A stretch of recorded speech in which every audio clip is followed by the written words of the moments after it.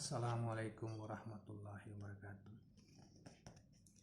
Syukur alhamdulillah kita oleh Allah, Tuhan pencipta pemelihara semesta alam, masih memberikan kita kesempatan hidup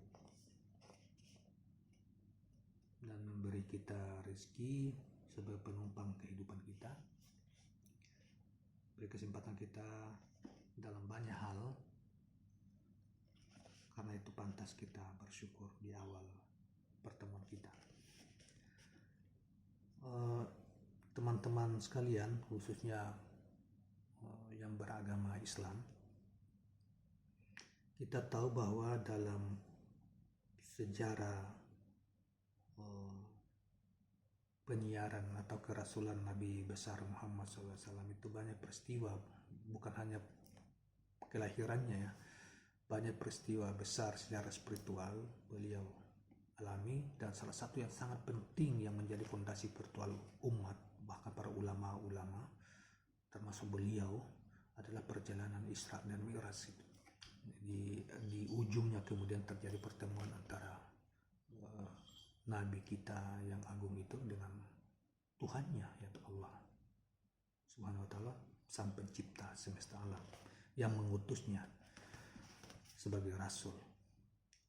Nah, peristiwa ini setiap tahun umat Islam di dunia, di seluruh pelosok dunia memperingatinya, terutama di Indonesia itu hampir tiap tahun memperingatinya, dari kampung, dari ujung, dari Aceh sampai ke Papua itu, dan setiap peringatan itu selalu dihadirkan seorang penceramah atau dai untuk mengingatkan mereka dan membawa risalah atau kisah tentang perjalanan Isra Mi'raj itu. Tentunya peristiwa Isra Mi'raj itu jauh berbeda apa yang diuraikan oleh para penceramah itu dengan misalnya ditulis oleh orang-orang yang memiliki pengetahuan yang mendalam, bahkan dipandang dari sisi filsafat, bahkan hakikat. Salah satu yang paling terkenal itu adalah Syekh Akbar Ibnu Arabi. Semua para intelektual muslim atau mereka-mereka yang terpelajar dalam Islam itu pasti mengetahui tentang siapa beliau, dan salah satu kitabnya yang terkenal itu adalah Sajatul Kaum yang memuat tentang sejarah peristiwa Isra Mi'raj itu, walaupun tidak panjang tapi sangat padat, dan hampir apa yang diuraikan di dalam kitabnya itu tidak diungkap oleh para penceramah-penceramah populer yang diundang biasanya oleh mereka yang memperingati peristiwa Isra dan Mi'raj itu. Saya ingin membagi ini, tapi saya akan membacakan secara langsung karena itu terlalu panjang, supaya kita mungkin bisa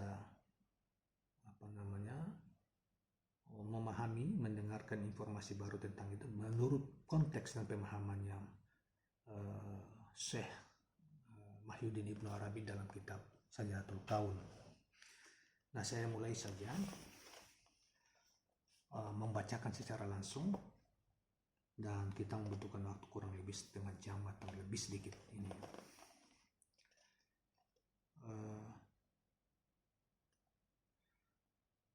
Bismillahirrahmanirrahim. Allah mengutus kepada Nabi Muhammad malaikat pelayan yang paling khusus.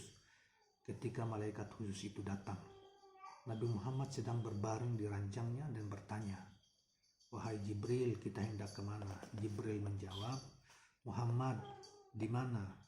Al-Aina telah diangkat dari antara. Aku hanyalah utusan yang didatangkan Tuhan dari sekian banyak pembantu-pembantu Tuhan. Aku diutus kepadamu. Kamu tidak turun kecuali dengan perintah Tuhanmu." Kata Jibril. "Jibril," ujar Rasulullah, "apa yang diinginkan Tuhan dariku?" Jibril menjawab, "Engkau tujuan kehendak Tuhan dan maksud kemauannya. Segala hal ditunjukkan untuk dirimu. Engkau ditunjuk untuk dirinya. Engkau semesta yang terpilih. Engkau kejernihan piala cinta. Engkau mutiara kerang ini. Engkau buah pohon ini. Engkau matahari pengetahuan. Engkau bulan kelembutan, semesta tidak dihamparkan kecuali untuk mengangkat posisimu. Keindahan ini tidak dipersembahkan kecuali untuk mengait denganmu. Piala cinta tidak dibersihkan kecuali untuk minummu. Maka dari itu bangkitlah, sesungguhnya hidangan untuk menghormatimu telah dihamparkan. Kata Jibril selanjutnya. Para malaikat yang tinggi bersukacita menyambut kehadiranmu kepada mereka. Orang-orang bersedih tampak bersinar bahagia dengan kehadiranmu kepada mereka. Mereka telah mendapatkan kehormatan rohanimu, seyogyanya mereka mendapatkan jatah berjumpa jasmanimu. Dengan begitu alam otoritas atau alam malakut mendapatkan kehormatan yang didapatkan alam kerajaan atau alam mulk. Puncak langit mendapatkan kehormatan diinjak kakimu, seperti halnya kulit mendapatkan kehormatan dengan disamak dan dibentangkan. Ini masih kata malaikat Jibril kepada Muhammad. Wahai Jibril yang mulia, kata Rasulullah, Allah Subhanahu wa ta'ala memanggilku. Kata Rasulullah, apa yang hendak dilakukannya kepadaku? Kata Rasulullah. Selanjutnya Jibril menjawab, Allah akan mengampuni seluruh dosamu yang telah lampau maupun yang akan datang. Itu untukku, kata Nabi Muhammad SAW. Apa yang akan diberikan untuk keluargaku dan anak-anakku? Bukankah buruk bila seseorang makan sendirian saja? Jibril mengucapkan firman Allah, Tuhanmu akan memberimu dan engkau akan meridainya. Nabi Muhammad SAW berkata, Jibril, sekarang hatiku tenang. Aku siap pergi menuju Tuhanku. Burak pun mendekat Rasulullah. Nabi Muhammad SAW bertanya, apa ini wahai Jibril? Jibril menjawab, kendaraan pencinta. Nabi Muhammad SAW berkata, kendaraanku rinduku, bekalku takwaku, dalilku malamku. Aku tidak sampai kepadanya kecuali dengannya. Tidak ada yang memberitahuku tentang dirinya kecuali dia. Karena itu bagaimana mungkin hewan yang lemah mampu membawa orang yang memanggul beban cintanya, gunung pengetahuannya dan rahasia amanatnya yang tak sanggup dipanggul oleh langit, bumi dan gunung-gunung. Bagaimana engkau bisa memberitahuku sementara engkau bingung di hadapan Sidratul Muntaha yang notabene akhir dari kehadiran yang tidak ada akhirnya lagi setelahnya. Wahai Jibril, kata Rasulullah, bagiku kamu di mana? Aku punya waktu yang tak lega bagiku di sana kecuali dengan Tuhanku. Jibril, jika kekasihku tak menyerupai apapun, maka aku tak seperti kalian. Kendaraan dapat memotong jarak, dalil dapat menunjukkan ke suatu arah, tapi itu semua tempat bersemayamnya kebaharuan. Sementara kekasihku maha suci dari segala arah, maha bersih dari segala unsur kebaharuan. Dia tidak bisa dicapai dengan gerakan dan tidak bisa ditunjuk dengan isyarat. Orang yang mengetahui makna-makna akan memahami maksudku.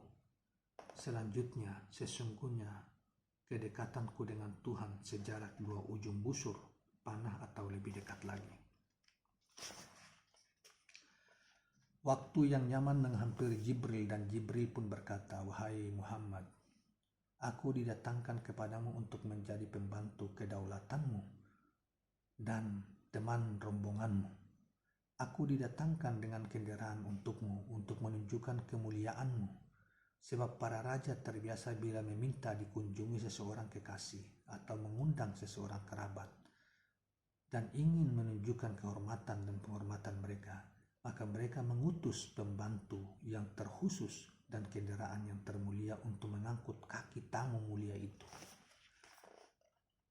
Oleh karena itu, kami mendatangimu sesuai kebiasaan resmi para raja dan sopan santun mereka. Orang yang meyakini bahwa Allah Subhanahu wa Ta'ala dapat ditemui dengan melangkah adalah orang yang salah. Orang yang menyangka bahwa Tuhan tertutup niscaya diharamkan dari pemberian. Wahai Muhammad, para malaikat menunggumu, pintu-pintu surga sudah dibuka. Sarana penyambutannya telah dihiasi, tanahnya telah diperbagus, minumannya telah dijernihkan. Semua itu karena sukacita menyambut kehadiranmu. Bahagia pada kedatanganmu, malam ini malammu. Kedaulatan adalah kedaulatanmu. Sejak aku diciptakan, kata Jibril, aku menunggu malam ini. Aku menjadikanmu sarana untuk suatu keperluan. Dalam keperluan itu, dayaku lemah, saranaku pun terputus. Dalam hal itu, akalku bingung dan pikiranku kusut. Karena tertegun pada rahasia, hatiku sibuk bertambah gelisah. Wahai Muhammad, kebingunganku menghentikanku di medan-medan keajalian dan keabadiannya. Aku berpindah ke medan permulaan, tapi tak kutemukan semuanya baginya. Aku bergeser ke medan akhir, tapi dia yang di akhir adalah dia yang awal. Sampai titik itu aku mencari teman dan berjumpa dengan Mikail di perjalanan.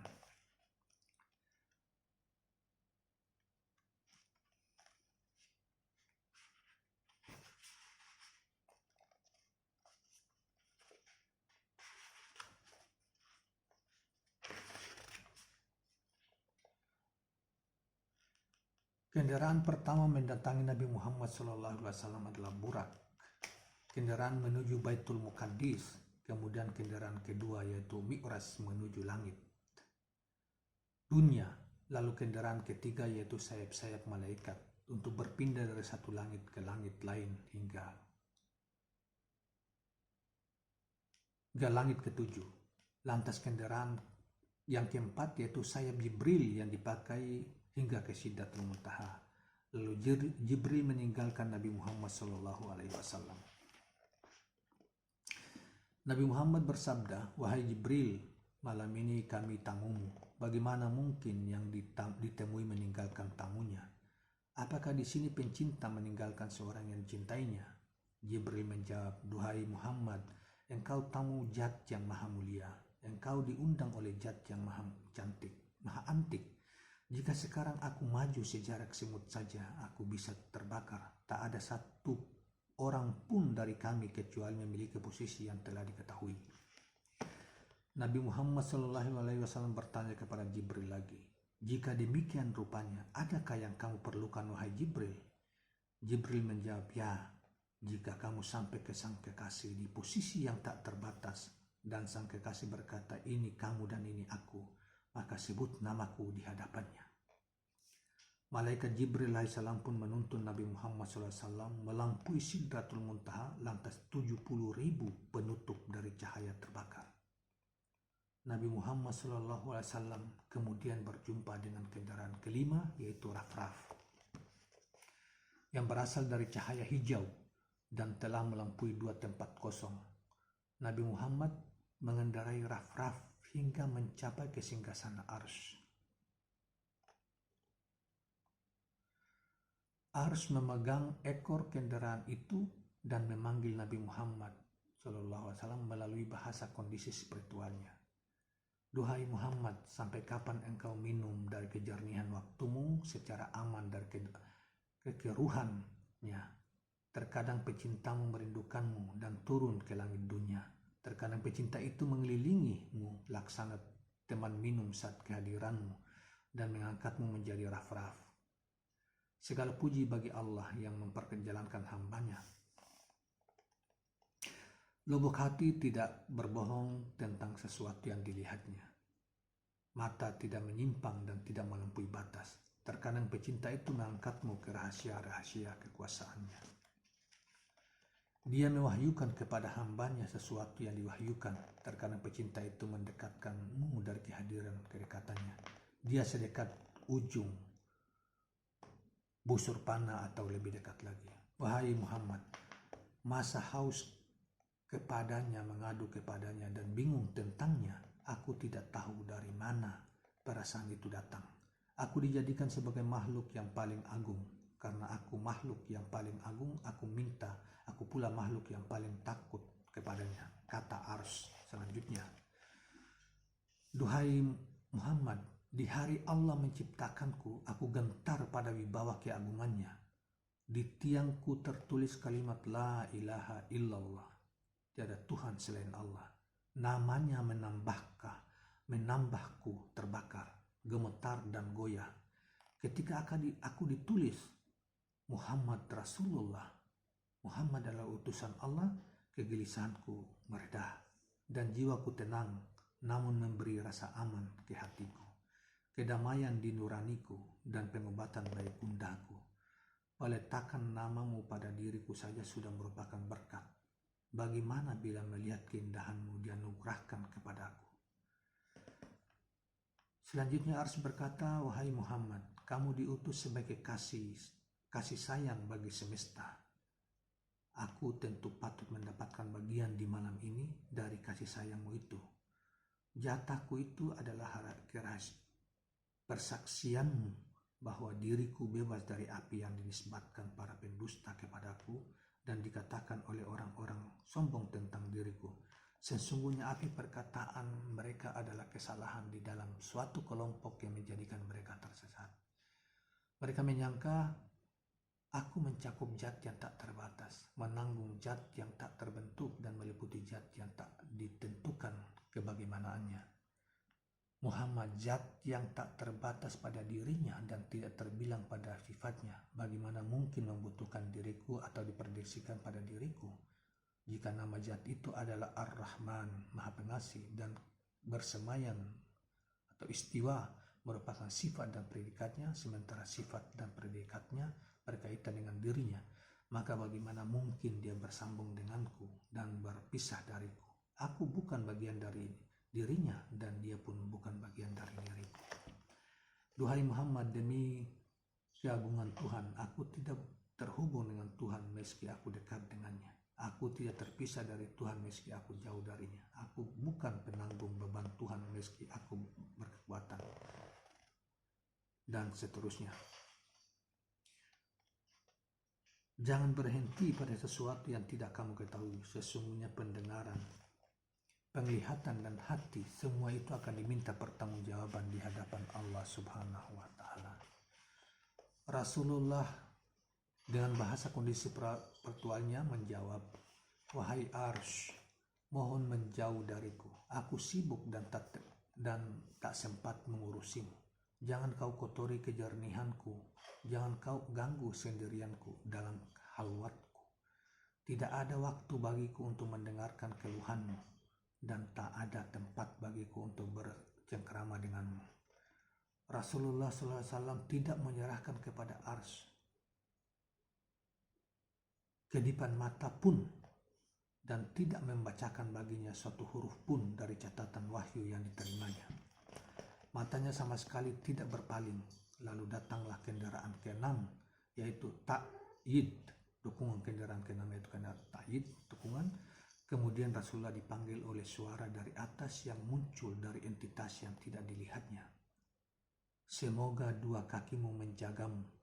Ini kamu dan Tuhanmu, kata suara itu.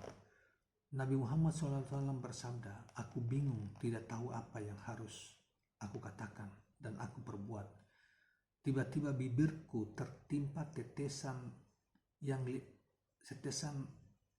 air yang lebih manis daripada madu, lebih dingin daripada es, lebih lembut daripada buih, dan lebih harum daripada minyak kasturi. Dengannya aku menjadi lebih berpengetahuan daripada semua nabi dan rasul. Lidahku pun berujar, At-tahiyyatul mubarakatus salawatut tayyibatu lillah. Salam sejahtera penuh keberkahan dan doa yang baik untuk Allah. Lantas aku dijawab. Allah menjawabnya. Assalamualaikum ayyuhan nabi wa rahmatullahi wa barakatuh. Salam sejahtera untukmu duhai nabi, berikut kasih sayang dan berkat ilahi. Kemudian aku menjawab, Assalamu alayna wa ala ibadillahi salihin. Aku menghubungkan saudara-saudaraku dari kalangan para nabi dengan sesuatu yang khusus bagiku. Lalu aku berkata, Assalamu alayna wa ala ibadillahi salihin. Salam sejahtera bagi kami dan bagi hamba Tuhan yang saleh. Yang dimaksud dengan orang-orang tersebut di situ adalah para nabi. Oleh karena itu ketika Abu Bakar ditanya tentang Rasulullah dan berisra mi'raj dan melihat Tuhan, Abu Bakar menjawab, Nabi Muhammad benar, aku bersamanya memegangi ujung sorbannya dan bergabung dalam obrolannya. Abu Bakar ditanya, bagaimana kamu bisa bersamanya? Abu Bakar menjawab, aku bersama Rasulullah ketika Rasulullah bersabda, salam sejahtera untuk kami. Lantas para malaikat menjawab perkataan Nabi itu dengan berkata, asyhadu an la ilaha illallah wa asyhadu anna muhammadar rasulullah. Nabi SAW bersabda, saya dipanggil Muhammad, mendekatlah. Maka saya mendekat, lalu saya diam. Itulah makna firman Allah. Kemudian dia mendekat dan mendapat petunjuk. Konon ayat itu berarti Nabi Muhammad SAW mendekat penuh pertanyaan, lalu mendapatkan petunjuk dan maju ke hadapan Allah Subhanahu wa Ta'ala. Adalah Rasulullah mendekat dengan syafaat dan akrab dengan Allah melalui jawaban. Rasulullah mendekat dengan pengkhidmatan, lalu dia akrab dengan Allah melalui kasih sayang. Kemudian dia mendekat dan mendapatkan petunjuk. Berarti Nabi Muhammad SAW mendekati Allah, lalu Rasulullah mendapat petunjuk berupa wahyu dari Allah. Rasulullah mendekat secara lembut, lantas Rasulullah mendapat petunjuk yang penuh belas kasih dan rahmat. Kedekatan itu tidak diatribusi dengan menempuh padang pasir dan jarak jauh, di mana telah hilang di antara bagaimana sirna dan di mana juga lenyap. Dia sedekat jarak antara dua ujung busur panah atau lebih dekat lagi. Jika kalimat itu disingkat hanya sebatas jarak antara dua ujung busur panah, maka bisa diasumsikan bahwa Tuhan bertempat. Pertanyaan atau lebih dekat lagi diterahkan untuk menghilangkan tempat bagi Tuhan. Rasulullah bersama Tuhan yang tak bertempat dan berwaktu, tanpa momen dan tanpa kemengadaan. Nabi Muhammad SAW dipanggil oleh Allah Subhanahu wa Ta'ala, Muhammad majulah ke depan, taqaddam, kata Allah. Rasulullah bertanya, Tuhan, jika di mana sudah tidak ada, maka di mana aku menempatkan kata depan atau al-qadam.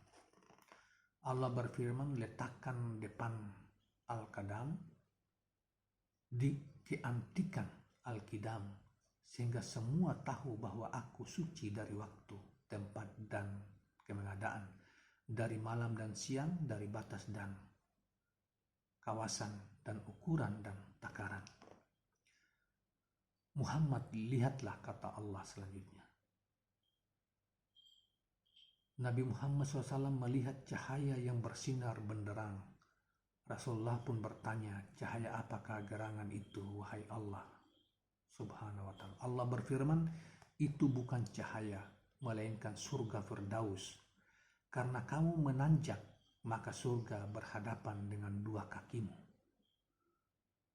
Sesudah yang di bawah dua kakimu adalah tebusan untuk dua kakimu.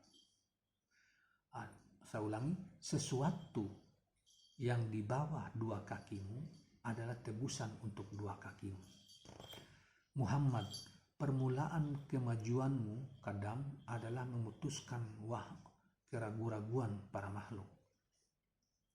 Muhammad, selama kamu dalam perjalanan di mana Jibril adalah dalil petunjukmu dan Burak adalah tungganganmu, jika tempat telah tidak ada kemegadaan sirna, di mana hilang dan di antara baina menguap dari antara, maka tak ada yang tersisa kecuali jarak yang terdekat. Jarak yang terdekat, dua ujung busur panah atau lebih dekat lagi. Sekarang akulah dalil petunjukmu, kata Allah. Muhammad, bukalah pintumu, singkaplah penutupmu, aku akan memperdengarkanmu dengan perkataan yang indah di alam gaib. Engkau telah mengesahkanku dengan keimanan yang sungguh-sungguh, maka sekarang engkau mengesahkanku di alam persaksian yang nyata. Rasulullah SAW bersabda, aku berlindung kepadamu dengan ampunanmu dari segala hukumanmu. Allah berfirman, ampunan ini untuk umatmu yang bermaksiat. Ampunan ini bukan hakikat orang yang mengaku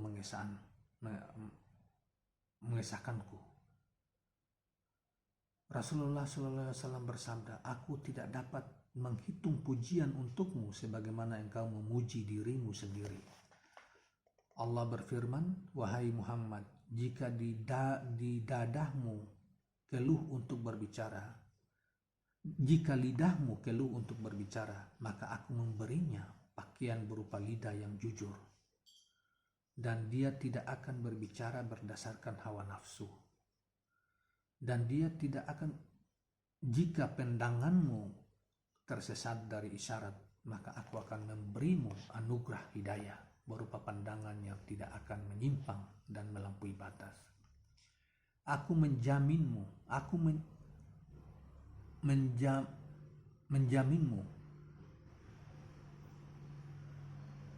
bahwa cahaya yang dengannya kamu bisa melihat keindahanku, dan pendengaran yang dengannya kamu bisa mendengarkan perkataanku. Aku juga memberitahu kamu bahwa kondisi spiritual tentang makna mi'rajmu ke hadapanku dan hikmah di balik kesempatanmu melihatku.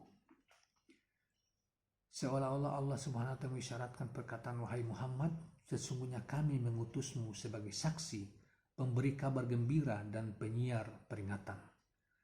Seorang saksi dituntut untuk menyatakan kebenaran yang disaksikannya.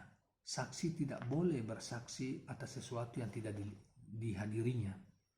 Maka dari itu Allah berfirman kepada Nabi Muhammad, aku memperlihatkan kepadamu surgaku, supaya kamu bersaksi tentang apa yang telah aku siapkan untuk para waliku. Aku memperlihatkan kepadamu nerakaku, supaya kamu bersaksi tentang apa yang telah aku siapkan untuk musuh-musuhku. Aku memperlihatkan kepadamu keagunganku dan menyingkapkan keindahanku kepadamu, supaya kamu tahu bahwa aku dalam kesempurnaanku itu suci dari semisal, serupa, mengganti, menyaingi, dan yang mengisyaratiku. Aku juga bersih dari batasan dan takaran ukuran dan hitungan, pasangan dan kesendirian, hubungan dan keterputusasaan atau keterputusan, serta kemisalan dan kesebentukan. Aku terbebas dari atribut duduk, menyentuh, memisah diri, dan bersendah gurau. Muhammad, kata Allah selanjutnya, aku menciptakan makhluk dan mengundang mereka kepadaku, tetapi mereka berselisih tentangku. Ada kaum yang menganggap Uzair sebagai anakku dan menyangka tanganku terbelenggu. Kaum tersebut adalah kaum Yahudi. Kelompok lain menganggap Isa Al-Masih sebagai anakku. Mereka menyesatkan diriku memiliki istri dan anak. Mereka adalah orang-orang Nasrani. Ada kelompok yang membuat sekutu bagiku. Mereka adalah para pemuja berhala. Ada kaum yang menganggap diriku terbatas. Mereka adalah kaum musyabbahah. Ada kaum yang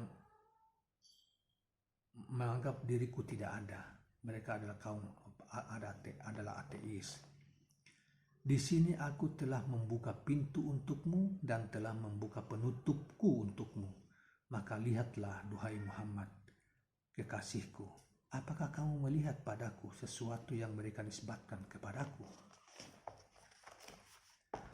Rasulullah SAW melihat Allah dengan cahaya yang dengannya Allah menguatkan dan menopang kerasulannya. Tapi Rasulullah SAW melihat Allah tanpa mencerap dan meliputinya sebagai individu yang tinggi dan abadi. Allah yang dilihat oleh Nabi Muhammad bukan sesuatu dan di atas sesuatu. Allah tidak berdiri dengan sesuatu, tidak membutuhkan sesuatu, tanpa bentuk, tanpa keserupaan, tanpa gambaran, tanpa tubuh, tanpa bias, tanpa bagaimana, dan tanpa formasi. Tidak ada yang serupa dengannya. Dia maha mendengar lagi maha melihat. Setelah Rasulullah dapat berbicara langsung dengan Allah dan dapat menyaksikannya langsung, Allah berfirman, Muhammad kekasihku, perkara ini mengandung rahasia, tidak boleh dipublikasikan dan waktunya tidak boleh disiarkan. Maka Tuhan mewahyukan kepada hambanya apa yang diwahyukan. Dengan demikian itu merupakan rahasia dari rahasia di dalam rahasia. Selanjutnya Ibnu Arabi menutup uraiannya ini dengan mengirimkan salawat kepada Rasulullah. Tuhan, curahkanlah salawat, salam, dan berkah kepada makhlukmu yang paling mulia, yaitu junjungan kami Nabi Muhammad SAW. Dialah lautan cahayamu, tambang rahasia-rahasiamu, mulut argumenmu, imam manifestasimu, pengantin kerajaanmu, model kekuasaan, khazanah kasih sayangmu, jalan syariatmu, pelita surgamu, inti kebenaranmu, penikmat persaksianmu, inti entitas-entitas ciptaanmu, dan nukilan sinar cahayamu. Semoga dengan salawat itu belengguhku terurai, kesulitanku terlapangkan, keinginanku terkabulkan, dan pencarianku tergapai. Jadikanlah salat itu terus berlanjut sesuai kesinambunganmu, abadi, seabadi dirimu, dan tegak berdiri bersama jatmu. Semoga salawat itu menjadikanmu ridha pada salawat itu, pada nabimu dan pada kami, duhai Tuhan semesta alam. Demikianlah uraian Syekh Akbar Muhyiddin Ibnu Arabi tentang Isra Mi'raj di dalam kitabnya Sayaratul Kaun. Mudah-mudahan ini sebagai informasi awal tentang ini, dan masih banyak juga konsep tentang Ibnu Arabi tentang ini, sehingga bisa menjadi pemicu tentang peristiwa Isra Mi'raj ini untuk kita mengkaji lebih dalam di dalam kitab-kitab oleh para ulama-ulama yang lain. Tidak seperti yang disampaikan oleh para dai-dai yang menurut kita itu hanya bersifat riwayat biasa, tidak mengandung banyak pengetahuan yang mendalam, apalagi bersifat spiritual. Semoga ada manfaatnya, dan kami menyampaikan terima kasih bagi yang menontonnya, dan mudah-mudahan menjadi petunjuk awal untuk lebih memperdalam pengetahuan kita tentang Islam. Terima kasih. Assalamualaikum warahmatullahi wabarakatuh.